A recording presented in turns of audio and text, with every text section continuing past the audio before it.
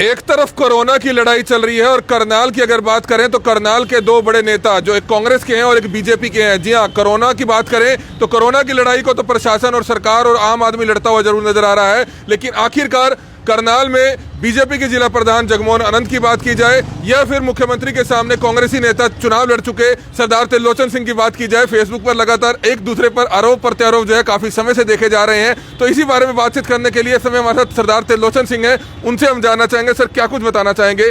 Corona जैसी महामारी चल रही है और ऐसे में शहर के दो बड़े नेता एक दूसरे पर आरोप प्रत्यारोप लगा रहे हैं, इस पर क्या कहना चाहेंगे?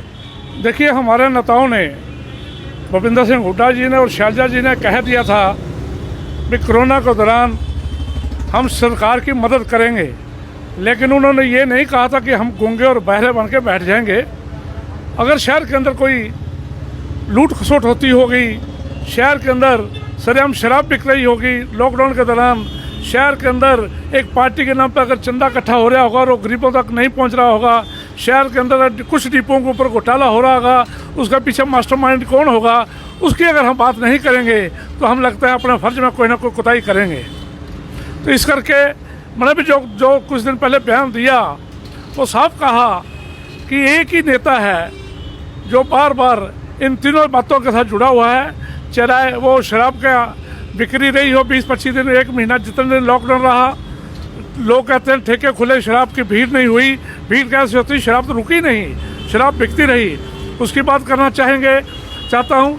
दूसरा मैं कहना चाहता हूँ कि डिपों के ऊपर बहुत सारे घोटाले जो आपने भी उठाया, भाई आकर्षण ऊपर बड़े उठाते रहे और भी मीडिया बार बार उठाता रहा, लोग भी उठाते रहे। उसके बारे में कुछ डिपों के ऊपर एक संरक्षक था भाजपा नेता का, उसकी बात करता हूँ। और लोगों से चंदा उगराही किया गया, 1 नंबर में भी 2 नंबर में भी, उसकी बात कर रहा था मैंने किसी का नाम नहीं लिया, वो तो जांच का विषय है। सरकार से मैं मांग करता हूं इस पर जांच करें, उनको नजर है, सारे करनाल को मालूम है वो नेता कौन है। फिर मेरे से क्यों पूछना चाहते हैं कौन है नेता? प्रशासनिक अधिकारियों को मालूम है कौन आदमी कैश पैसे ले रहा था, सारे लोगों को मालूम है शराब की बिक्री के पीछे किसका आता, सबको मालूम है। गाय बगाए शाम को या कहाँ बैठ के क्या गुलछरे उड़ाते हैं, सब शहर को मालूम है। फिर मेरे से नाम पूछने की जरूरत क्या? कहाँ है प्रशासन, कहाँ है CID, कहाँ है ये बाकी भाजपा के नेता क्यों नहीं बोलते? हमने ये जरूर कहा रेणु बाला ने बढ़िया काम किया और लोगों के बीच में गई, चाहे वो 15 दिन के बाद गई। लेकिन बाकी जो नेता हैं, कृष्ण गर्ग भी जाता रहा, लेकिन बाकी जो नेता हैं वो पहले 15 दिन कहाँ लापता थे? जब ज़रूरत थी गरीब आदमी को, जब ज़रूरत थे असहाय लोगों को, जब ज़रूरत थी भूखे पेट को, उस टाइम ये लोग गुम हो गए। बाद में अचानक कभी DC के साथ फ़ोटो खिंचवाने के लिए पहुंच जाते हैं, जब कोई देने आता सैनिटाइजर या कहीं और पहुंच जाते हैं। उन नेताओं को चाहिए था वो सरेआम लोगों के साथ खड़े होते, लूट खसोट ना करते और लोगों की मदद करते। मैंने ये बात कही। त्रिलोचन सिंह जी, ऐसा क्या हुआ कि आपके और उनके अच्छे संबंध थे? जगमोहन की अगर बात करें, जगमोहन जिला प्रधान है और अमूमन देखा जाता था कि सुख दुख में आप मिलते थे, आप गले मिलकर मिला करते थे। हम उम्मीद करेंगे कि जो संबंध है वो बिगड़े ना, लेकिन कहीं ना कहीं जो जवाबी जो तलखी है वो ज़्यादा गर्म होती जाएगी तो कहीं ना कहीं शहर के लिए भी सही नहीं होगा। और आपस में एक दूसरे पर आरोप प्रत्यारोप, इस तरह के आरोप प्रत्यारोप कहीं ना कहीं राजनीति का हिस्सा तो नहीं है? देखिए, मैंने जगमोहन आनंद का नाम कहीं नहीं लिया। पंजाब के सिर्फ उन्होंने बयान दिया खुद, त्रिलोचन सिंह सबूत लेकर आए, मैं तो उनका नाम लिया नहीं कहीं। मैं तो एक भाजपा नेता का बोल रहा हूँ, मैं आप भी बोल रहा हूँ, एक भाजपा नेता, उनका नाम नहीं रहा हूँ। वो मेरा भाइयों की तरह था, अगर रहना चाहेगा रहेंगे, अगर वो कटाक्ष करेगा वही कटाक्ष करता है मेरे नाम पे। मैंने तो कभी उसका नाम लेकर कटाक्ष भी नहीं किया। इसलिए अगर वो राजनीतिक लड़ाई लड़ ले, अगर हमने सबने लड़ाई लड़ना चाहता वो लड़ ले, मैं इतना कमज़ोर नहीं हूँ। मैं CM के सामने अगर इलेक्शन लड़ सकता हूँ। 4 आदमियों ने हमने इलेक्शन लड़ा, सिर्फ सारे इलेक्शन में हम नहीं झुके, नहीं डरे। मेरे ऊपर पहले मुकदमे दर्ज हुए, ऐसे मैं खुला बोलता हूँ, आगे भी हो जाएंगे, मेरे को इस बात की चिंता नहीं है।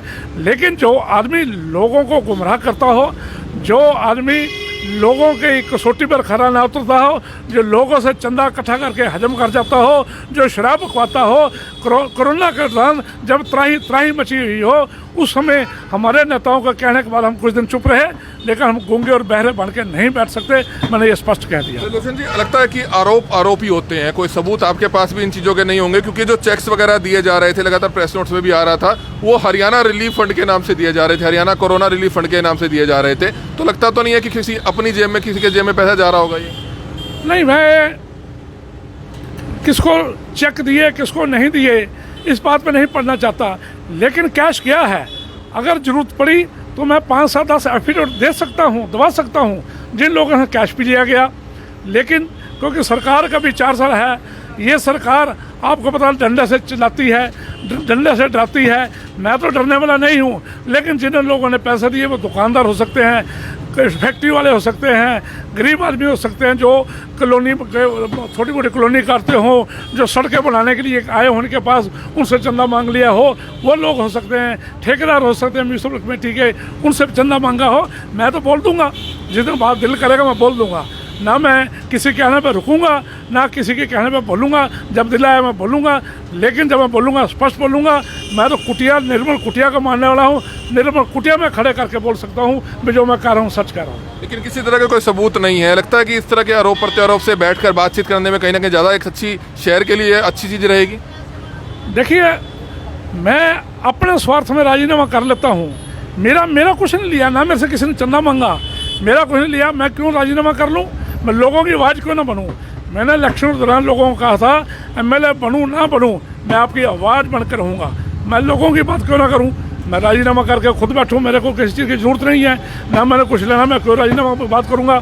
हाँ, सोशल रिलेशन है वो रखेंगे, दुख और सुख में जाएंगे आएंगे, सबके साथ निभाएंगे। भाजपा वाले मेरे कोई दुश्मन नहीं है, भाजपा वाले बड़े लोगों ने मेरी मदद की, आगे भी कर रहे हैं। भाजपा के 20 में से 16 MC ऐसे थे जिन्होंने मेरी मदद की है। मैं क्यों किसी के खिलाफ बोलूँ? लेकिन जब बात आएगी उनके भ्रष्टाचार की, जब बात आएगी 2 नंबर के पैसे की, जब बात आएगी लोगों के साथ अन्याय की, उस समय मैं जरूर बोलूँगा, चाहे मेरा सगा भाई भी हो।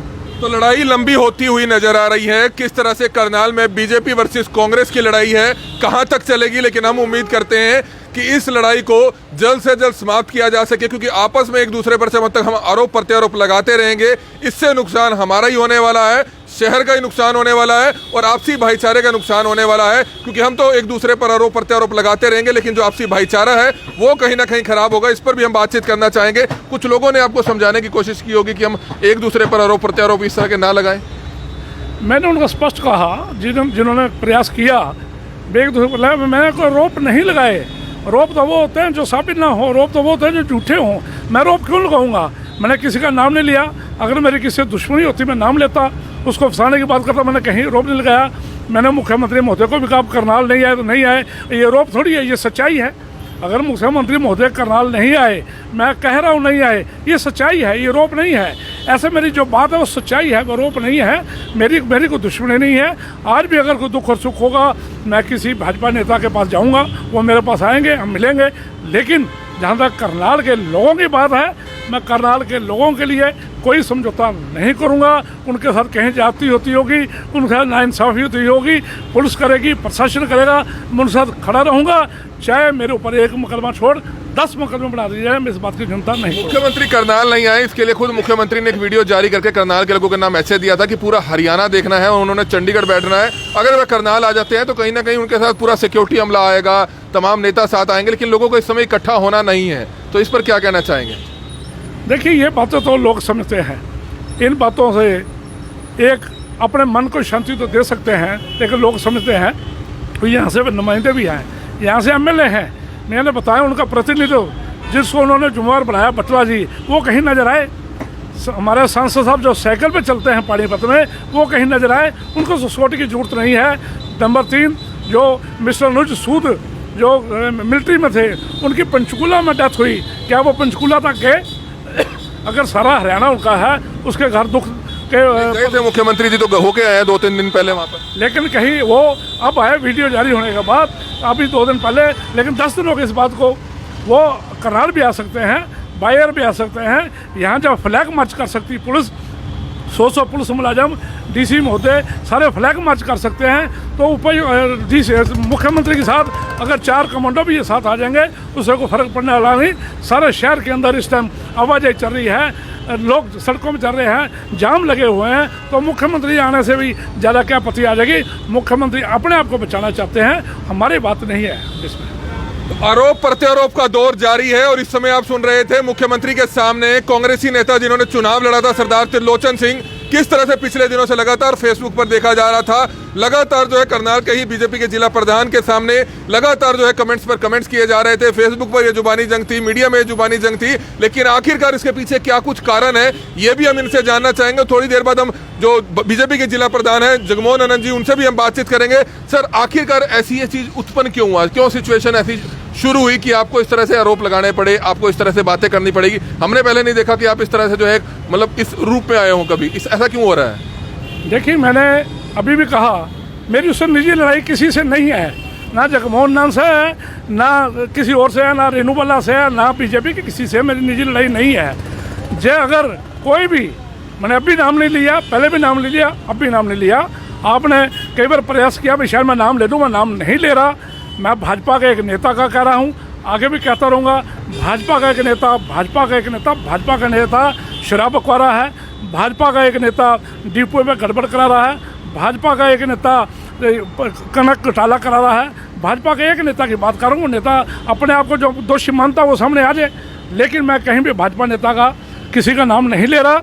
मेरा जगमोहन आनंद से कोई लड़ाई नहीं है, मेरा भाई है, कहीं मिलेगा, दुख में सुख में हम एक हैं।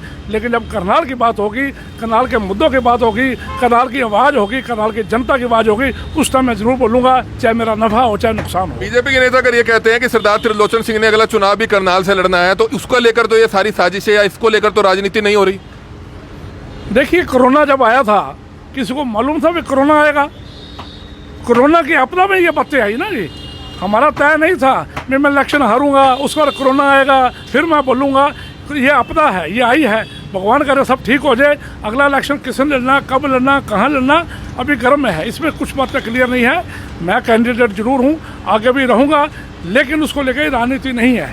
ना जगमोहन आनंद कैंडिडेट है, यहाँ से कैंडिडेट मुख्यमंत्री महोदय हैं या कोई और बनेगा। अगर मुख्यमंत्री महोदय नहीं लड़ेंगे, मैं जगमोहन आनंद से मेरी कोई लड़ाई नहीं है। मैंने जगमोहन आनंद का नाम नहीं दिया, ना आगे मैं लेना जा रहा हूँ।